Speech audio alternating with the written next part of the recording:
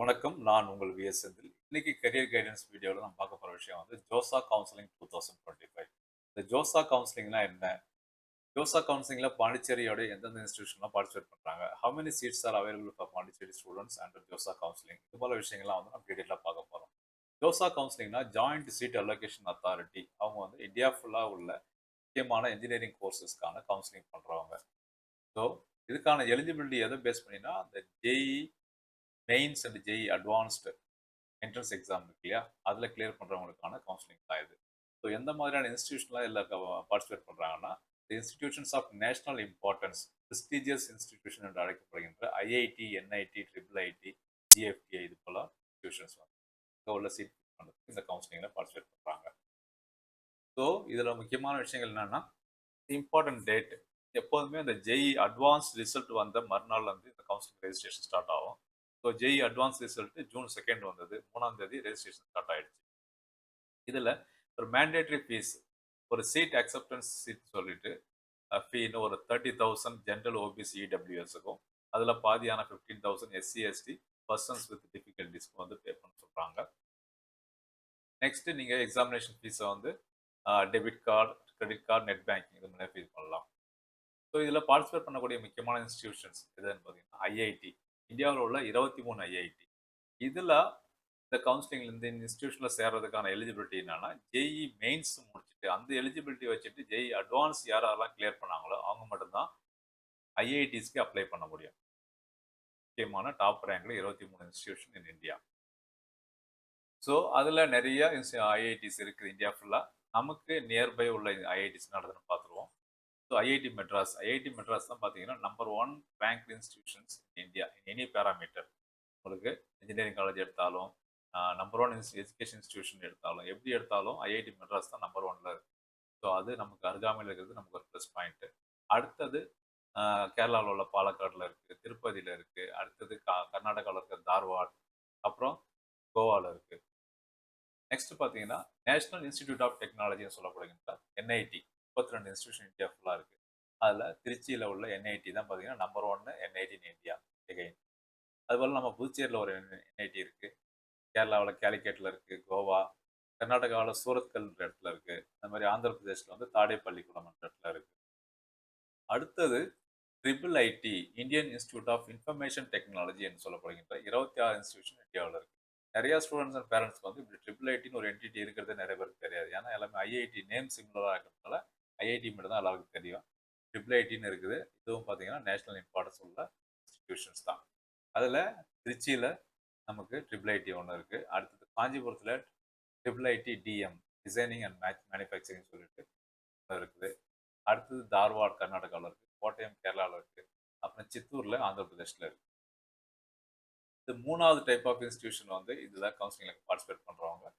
GFTI government funded technical or technological institution சொல்லப்படுகின்ற 47 institution வந்து இதில் பார்ட்டிசிபேட் பண்ணுறாங்க. இந்த ஜோசா கவுன்சிலிங்கில் கலந்துக்கிறது மூலிமா இந்த மாதிரியான டாப் ரேங்க் இன்ஸ்டிடியூஷன் எதில் ஒன்றா உங்களால் அட்மிஷன் எடுத்துக்கலாம். அடுத்தது நமக்கு முக்கியமான புதுச்சேரியில் வந்து மொத்தம் எத்தனை இன்ஸ்டிடியூஷன் வந்து ஜோசா கவுன்சிலிங்கில் பார்ட்டிசிபேட் பண்ணுறாங்கன்னா 2 தான். ஒன்று வந்து நம்மகிட்ட இருக்கிற காரைக்காலில் இருக்கக்கூடிய என்ஐடி புதுச்சேரி. அதில் உள்ள டோட்டல் சீட்ஸ் வந்து 275. இப்போ பாண்டிச்சேரி ஸ்டூடெண்ட்ஸ் வந்து இந்த டோட்டல் சீட்ஸ்க்கும் பார்ட்டிசிபேட் பண்ணலாம். அதுக்கப்புறம் வந்து பாண்டிச்சேரிக்கு 50% கோட்டா இருக்குது. பாண்டிச்சேரி அந்தமான் ஸ்டூடெண்ட்ஸ்க்கு சேர்த்து 50% கோட்டா வந்து நம்ம என்ஐடி புதுச்சேரியில் இருக்குது. அது 137 சீட்டு. அதில் தாராளமாக பார்ட்டிசிபேட் பண்ணி சீட்ஸ் எடுத்துக்கலாம். ஜென்ரல் அப்சர்வேஷன் என்னன்னு பார்த்தீங்கன்னா, இங்கே பாண்டிச்சேரி ஸ்டூடெண்ட்ஸ் வந்து நிறைய பேர் அந்த அளவுக்கு என்ஐடியில் அட்மிஷனுக்கு வர்றதில்ல. டோட்டல் ஸ்ட்ரென்த் வந்து சீட்ஸ் வந்து அந்த அளவுக்கு ஃபில் ஆகுறதில்ல பாண்டிச்சேரி ஸ்டூடெண்ட்ஸ்க்கான ஸ்ட்ரென்த் சொல்றாங்க. அதை வந்து மாற்றணும். இருக்கிற ஃபெசிலிட்டிஸ் அதெல்லாம் பார்த்தீங்கன்னா டாப் ரேங்க் இன்ஸ்டிடியூஷனில் வந்து இன்ஃப்ராஸ்ட்ரக்சர், டீச்சிங் ஃபேக்கல்டிஸ், ஃபெசிலிட்டிஸ் எல்லாமே வந்து பக்காவாக இருக்கும். அதை வந்து பாண்டிச்சேரி ஸ்டூடெண்ட்ஸ் ப்ராப்பராக யூட்டிலைஸ் பண்ணி நெக்ஸ்ட் அடுத்தது பார்த்தீங்கன்னா பிடியு, அது முன்னாடி பெக் என்று அழைக்கப்பட்ட இன்ஸ்டிடியூஷனான பாண்டிச்சேரி டெக்னாலஜிக்கல் யூனிவர்சிட்டி. அதில் வந்து நமக்கு ஜோசா கவுன்சிலிங் மூலயமா டிஃப்ரெண்ட் பிரான்ச்சஸில் ஒரு மாதிரியான சீட்ஸ் வந்து ஃபில் ஆகுது. அதில் for example computer science and இன்ஜினியரிங்கில் வந்து மொத்தம் 66 சீட் வந்து ஆல் இண்டியா கவுன்சிலிங்கில். அதில் 15 சீட் வந்து ஸ்பெசிஃபிகலி ஃபார் பாண்டிச்சேரி ஸ்டூடெண்ட்ஸ் ரிசர்வேஷனோட இருக்குது. அடுத்து சிவில் இன்ஜினியரிங் அது போல தான் 66, 15. Electronics and communication, mechanical engineering எல்லாமே சிமிலர் டைப் ஆஃப் சீட்ஸ் அவைலபிளாக இருக்குது. அடுத்து எலக்ட்ரிக்கல் அண்ட் எலக்ட்ரானிக்ஸ் இன்ஜினியரிங்கில் வெறும் 6 சீட்டு தான். அதே போல் electronics and instrumentation engineering, chemical engineering, information technology இது எல்லாத்துலேயுமே 6 சீட்ஸ் வந்து ஜோசா கவுன்சிலிங் மூலியமா ஃபில் ஆகுது. அடுத்தது மெக்காட்ரானிக்ஸ் இன்ஜினியரிங் இதில் வந்து 29 சீட்டு ஜோசா கவுன்சிலிங். ஸோ டோட்டலாக நம்ம பெக்கில் பாண்டிச்சேரி டெக்னாலஜிக்கல் யூனிவர்சிட்டியில் 317 சீட்டு வந்து ஜோசா கவுன்சிலிங் மூலயமா ஃபில் ஆகும்.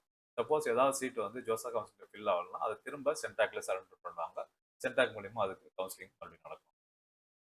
நெக்ஸ்ட் இந்த ஜோசா கவுன்சிலிங்கோட ஷெட்யூல் வந்து நம்ம முன்னாடியே சொன்ன மாதிரி ஜூன் 3ஆம் தேதி அது ஸ்டார்ட் ஆயிடுச்சு. இதுக்கான ரெஜிஸ்ட்ரேஷனில் வந்து நீங்கள் ஐடி அண்ட் பாஸ்வேர்டு வந்து எதை யூஸ் பண்ணால் நீங்கள் ஜெய் மெயின்ஸ் எக்ஸாமுக்கு வந்து ஐடி அண்ட் பாஸ்வேர்டு வச்சுருக்கீங்க இல்லையா, அதே ஐடி பாஸ்வேர்டு வச்சு தான் நீங்கள் ரெஜிஸ்ட்ரேஷன் பண்ணி உள்ளே போகணும். அதுக்கு வந்து ஏதாவது டவுட் இருந்ததுன்னா நீங்கள் ஜோசா அந்த வெப்சைட்டில் போயிட்டு ஜோசா ஷெட்யூல் 2025 அண்ட் பிஸ்னஸ் ரூல்னு தனித்தனியாக இருக்கும். அதை ஃபுல்லாக படிச்சுட்டு தான் நீங்கள் கவுன்சிலிங் போகணும். உங்களுக்கு ஒரு கிளியர் ஐடியா கிடைக்கும்.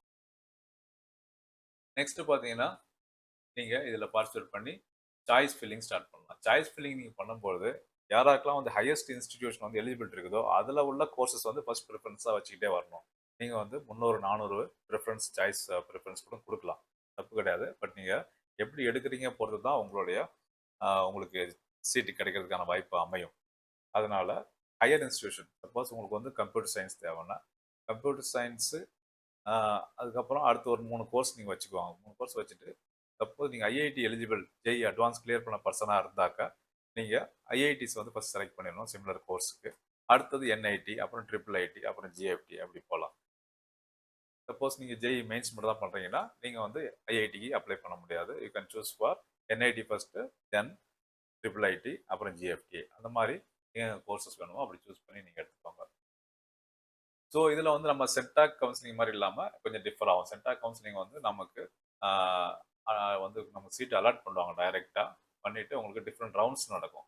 பட் இதில் பார்த்தீங்கன்னா உங்களுக்கு 2 தடவை மாக் அலாட்மெண்ட், அதாவது சாம்பிள் அலாட்மெண்ட் பண்ணுவாங்க. நீங்கள் எடுத்துக்கிற சாய்ஸ் ஃபில்லிங் பேஸ் பண்ணி உங்களுக்கு இந்த சீட்டு தான் கிடைக்க வாய்ப்பு இருக்குன்னு சொல்லிட்டு ஜூன் 8ஆம் தேதி 8 மணிக்கு ஒரு நீங்கள் ஃபேஸ் பண்ணுறதை வச்சு உங்களுக்கு ஜூன் 9ஆம் தேதி வந்து ஒரு மாக் அலோகேஷன் நடக்கும் 2 மணிக்கு.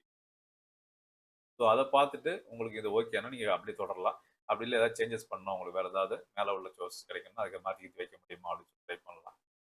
அடுத்தது ஜூன் 11ஆம் தேதி அதே மாதிரி செகண்ட் நீங்கள் ரீஅரேஞ்ச் பண்ணதை பேஸ் பண்ணி செகண்ட் மாக் சீட் அலோகேஷன் உங்களுக்கு கிடைக்கும்.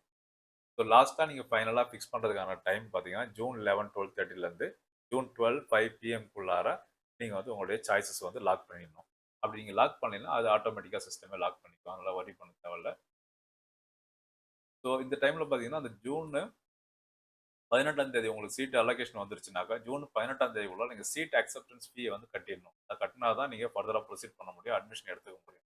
கட்டாமல் விட்டிங்கன்னா உங்களால் தொடர்ந்து கவுன்சிலிங்கில் பார்ட்டிசிபேட் பண்ண முடியாது, உங்களுக்கு சீட்டும் அலாட்மெண்ட் இருக்காது. ஸோ ஒன்ஸ் அவங்க சீட் அலாட்மெண்ட் பண்ணிட்டாங்கன்னா நீங்கள் என்ன செய்யணும், உங்களுடைய ரெஸ்பான்ஸ் எப்படி அதில் ரிஃப்ளெக்ட் ஆகும்னா உங்களுக்கு ஒரு 3 ஆப்ஷன் கொடுக்குறாங்க. ஒன்று ஃப்ரீஸ், இன்னொன்று ஃப்ளோட்டு, இன்னொன்று ஸ்லைடு. ஃப்ரீஸ்னா உங்களுக்கு கொடுத்துக்கிற சாய்ஸ் நான் கேட்ட மாதிரி எனக்கு கிடைச்சிடுது, எனக்கு ரொம்ப okay, I don't want to வேறு எதுவும் சேஞ்சஸ் பண்ண விரும்பல, இந்த சீட்டை நான் எடுத்துக்கிறேன்னு சொல்லிட்டீங்கன்னா நீங்கள் ஃப்ரீஸ் கொடுத்தீங்கன்னா உங்களுக்கு சீட் அலோகேட் பண்ணுவாங்க. நீங்கள் ஃபர்தராக நீங்கள் கவுன்சிலிங்கில் உங்களது நிறுத்திடுவாங்க, ஸ்டாப் பண்ணிடுவாங்க.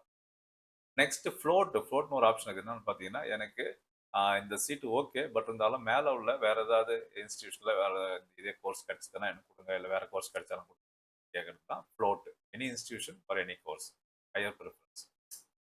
அடுத்து ஸ்லைடு பார்த்தீங்கன்னா ஸ்லைடு என்னன்னா இப்போ உங்களுக்கு ஒரு இன்ஸ்டியூஷனில் உங்களுக்கு சீட் அலாட் பண்ணிடுறாங்க. இப்போ கோவா ஐஐடியில் பார்த்தீங்கன்னா உங்களுக்கு இல்லை என்ஐடி திருச்சியில் ஒரு சீட்டு அலோகேட் பண்ணிடுறாங்க. உங்களுக்கு இன்ஸ்டியூஷன் ஓகே, என்ஐடி திருச்சி எனக்கு பிடிச்ச இடம், நான் படிக்கிறதுக்கு விருப்பப்படுறேன், பட் எனக்கு இந்த சீட்டு வேணாம், எனக்கு வேறு ஏதாச்சும் எனக்கு மெக்கானிக்கல் இன்ஜினியரிங் இல்லாமல் இல்லை ஈஸி எதாவது கிடைச்சா கொடுங்க, மாதிரி எனக்கு மேலே உள்ள கோர்ஸ் எதாவது கிடைச்சா அதே இன்ஸ்டியூஷனில் எனக்கு வேறு கோர்ஸ் கொடுங்கன்னு கேட்குறது தான் ஸ்லைடு. இந்த ஆப்ஷன்ஸ் வந்து நீங்கள் சூஸ் பண்ணி இதில் ஒரு கண்டிஷன் என்னன்னு பார்த்தீங்கன்னா சப்போஸ் நீங்கள் கேட்ட நீங்கள் 200, 300, 400 சாய்ஸஸ் கூட ஃபில் பண்ணி வச்சு, ஆனால் அதில் ஃபஸ்ட்டு சாய்ஸ் இருக்கு இல்லையா, அந்த ஃபஸ்ட்டு சாய்ஸை பேஸ் பண்ணி உங்களுக்கு சீட் அலோகேஷன் வந்திருந்ததுன்னா உங்களுக்கு ஒரே ஒரு ஆப்ஷன் தான், ஃப்ரீஸ் மட்டும் தான் பண்ண முடியும். நீங்கள் ஃப்ளோட் இதெல்லாம் கிடைக்காது, அதை எடுத்துகிட்டு போக வேண்டியது தான். இந்த மாதிரி மொத்தம் 5 ரவுண்ட் வந்து எல்லாம் நடக்குது. ஸோ அதனால் இந்த சாய்ஸ் ஃபில்லிங் வந்து ப்ராப்பராக பண்ணி பாண்டிச்சேரி ஸ்டூடெண்ட்ஸ் வந்து ஜோசா கவுன்சிலிங் கலந்துக்கிட்டு நல்ல கோர்ஸ் எடுத்து சரியான இன்ஸ்டியூஷன் சேரணும்னு கேட்டுக்கொள்கிறேன். ஏதாவது டவுட் இருந்தால் என்ன வாட்ஸ்அப்பில் கான்டாக்ட் பண்ணுங்கள். தேங்க்யூ ஃபார் வாட்சிங் மை வீடியோ. Thank you, bye.